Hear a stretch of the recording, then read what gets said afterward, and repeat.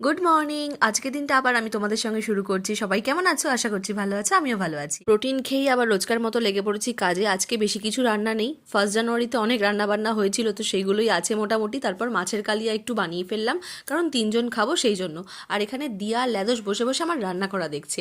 তারপর আমি রান্না বান্না সেরে চলে এসেছি ঘরের কাজ করতে। বেশ কিছুদিন ধরে ভাবছিলাম ঘর পরিষ্কার করব, আর সেটাই করেছি আজকে। আর বড়রা বলে প্রেগনেন্সি অবস্থাতে বসে কাজ করতে, আর আমি কিন্তু বসেই কাজ করি, তাতে আমার শরীরের এক্সারসাইজটাও হয়ে যায়। এবার স্নানটা করে নিয়েছি, স্নান করে একটু ক্রিম আর একটুখানি মাথাটা আছড়ে রেডি হয়ে গেছি, একটু সিঁদুর আর টিপ পরে। আমি কিন্তু সাজগোজ খুব একটা বেশি করি না, আর এই অবস্থাতে এখন সাজগোজ করছিই না। চুলটার অবস্থা খুবই খারাপ, কিছু করার নেই, এখন এরকমই থাকবে। যাই হোক, এরপর টাকাটা নিয়ে নিলাম। মনে হয় মাঝে মাঝে শপিং করতে চলে যাই, কিন্তু নয়, এটা নিয়ে আমি এখন ডাক্তারের ওষুধ আনতে যাচ্ছি। যাই হোক, এখন আমি বেরিয়ে পড়লাম। দেখা হচ্ছে তোমাদের সাথে নেক্সট পার্টে। আর তোমাদেরকে আরেকটা জিনিস দেখাই। তো চলো। ল্যাদোস দেখেছো আমার জন্য কিন্তু ওয়েট করে, কখন আমি বেরোবো আর কখন আমি ঢুকবো। আমার সোনা বাচ্চা একটা।